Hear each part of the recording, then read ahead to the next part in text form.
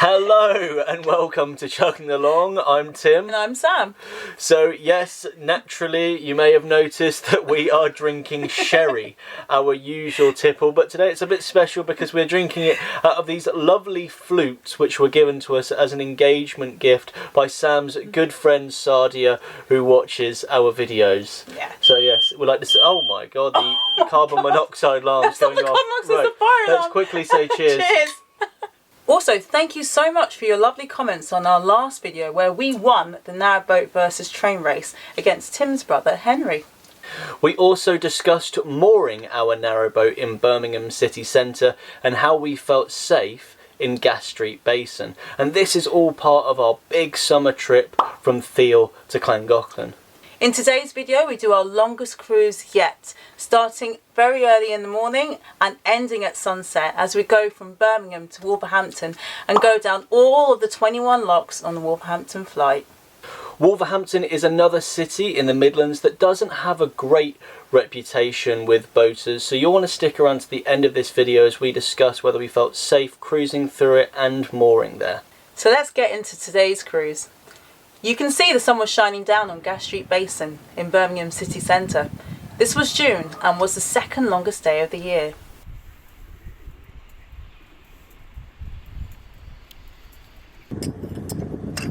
I'd like to apologise for not stroking Chuggles the frog. He actually refused to talk to me all day. A 12-hour cruise with awkward silence. Not really ideal, is it? But that's frogs for you, I suppose. Bit tight, but you look like you'd be alright. Yeah, I think you'd be alright.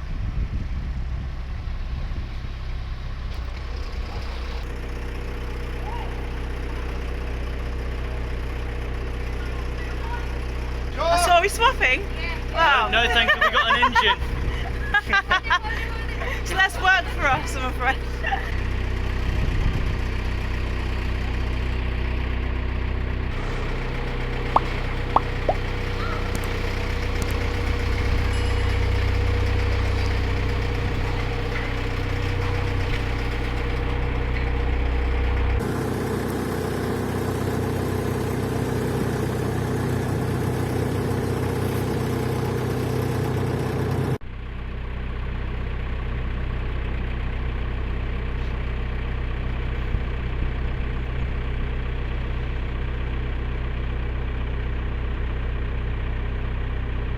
So here we approach the famous Birmingham Canal roundabout.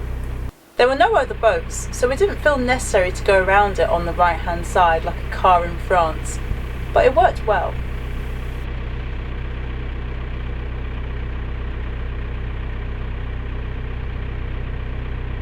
Look at this Lego giraffe outside the Lego shop. We really enjoyed the urban feel of this cruise. There are lots of arms and loops on the BCN, something we would like to explore next time we're there. We've heard that outside the Sea Life Centre is also a popular place to moor.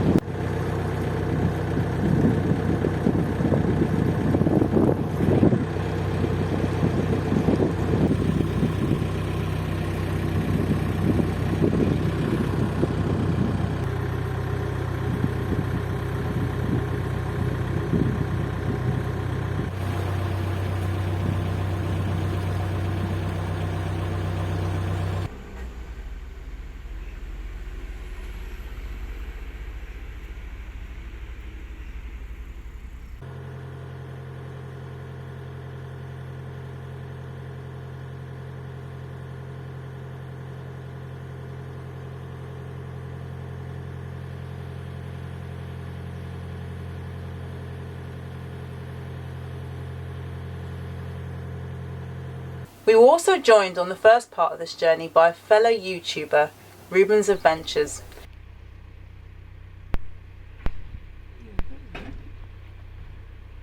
Does anyone know what these are for? Reuben suggested that they could be old toll gates.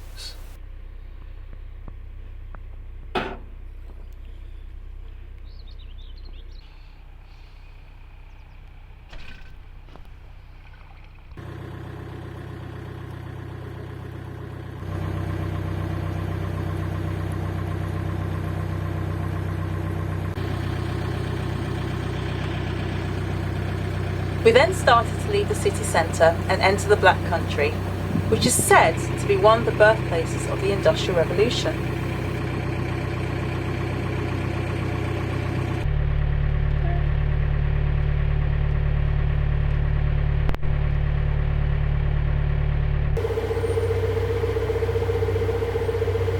Look at the amazing detail on the engine arm aqueduct. It's absolutely stunning. We came across a series of incredible structures that went over this canal.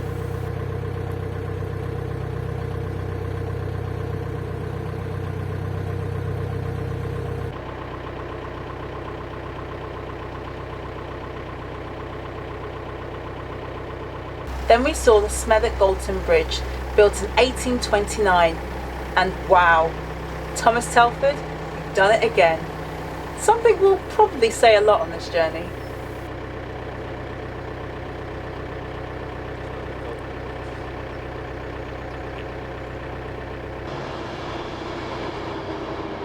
It may not be as beautiful as the Galton Bridge, but here's the M5 motorway flyover. It's absolutely huge. This really has been one of our favourite stretches of canal.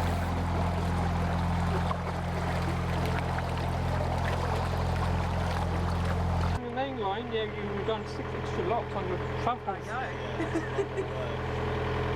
Hello, you right there?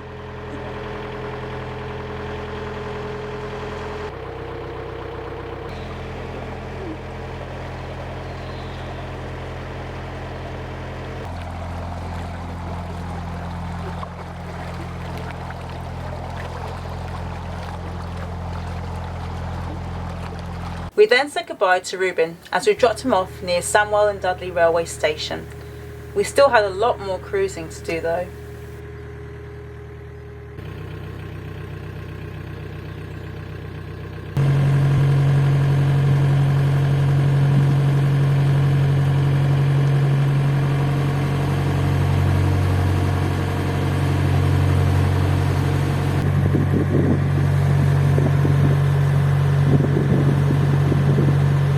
We went up the Three Braids locks and we met a couple on a narrowboat holiday who weren't having the best of trips. The route they chose was simply too lock heavy. Doing the 30 plus locks around Tardybigger and then the 21 at Wolverhampton within a couple of days of each other. It doesn't exactly sound like the most relaxing holiday. Hire boats tend to have a set route for a reason. We think they'll go back onto the Mediterranean next summer, even if they have to use a quarantine hotel.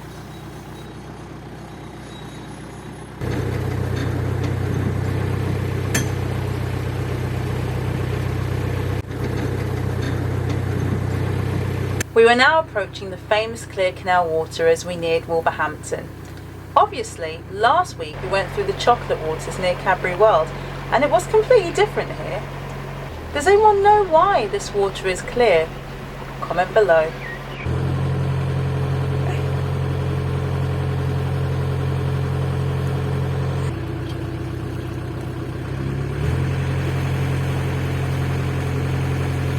We kept having to stick Mary-Elle in reverse to get the weeds off the prop.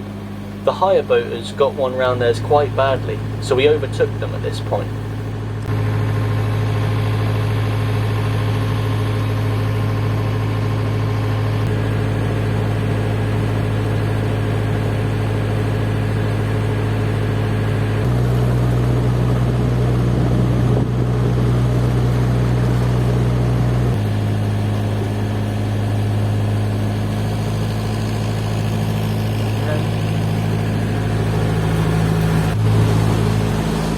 It was a very long day, and we knew we had a huge flight of locks at the end of it too, but we knew it would be worth it. You can see there have been barely any moored boats on this stretch. There aren't many places to moor, and people tend to rush through to Wolverhampton.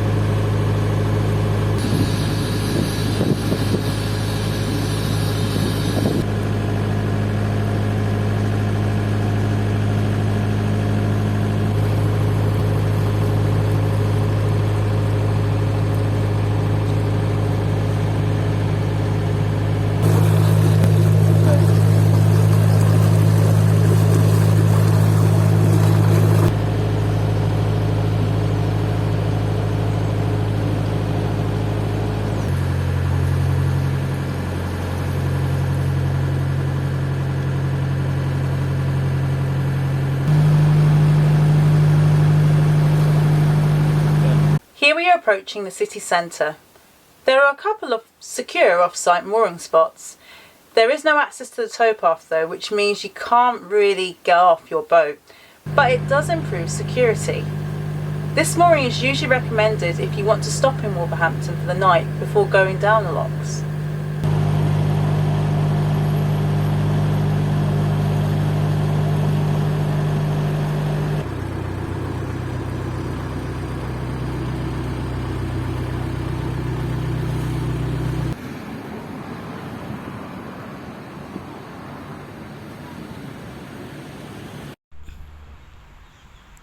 The hire boat couple stayed in the city centre as they were understandably too tired to go down the locks.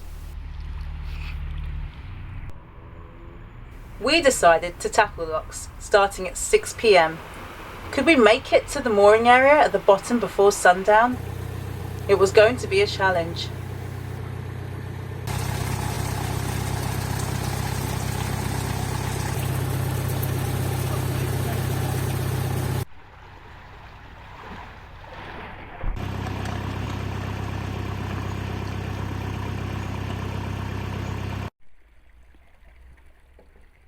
We had to fill every single lock before going into it, which really added to the time. Compared to the Hatton flight, these were single locks, and Sam did extremely well.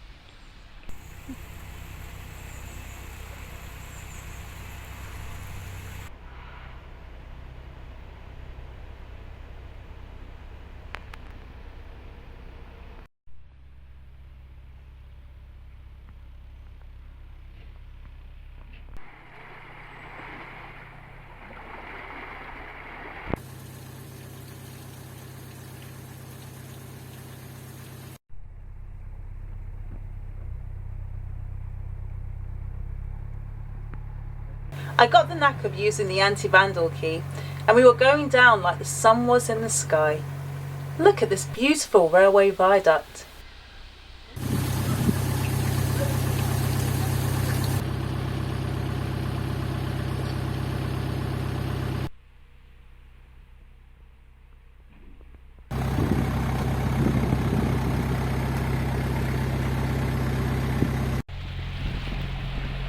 We then went down the last lock and turned onto the Staffs and Worcester Canal, which we're only going to travel on for a very short amount of time before getting to the Shropshire Union Canal.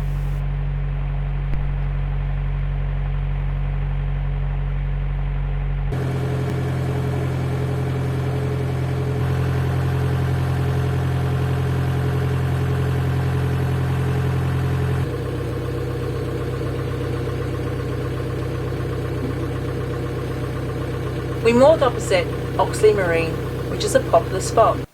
We felt safe and satisfied with what we had accomplished. It was time to eat a Freddo before bed, which were our winnings from our race to Cadbury World. The next day, we rode our bikes along the towpath, past the flight of locks, and explored the city. Here are our Wolverhampton diaries.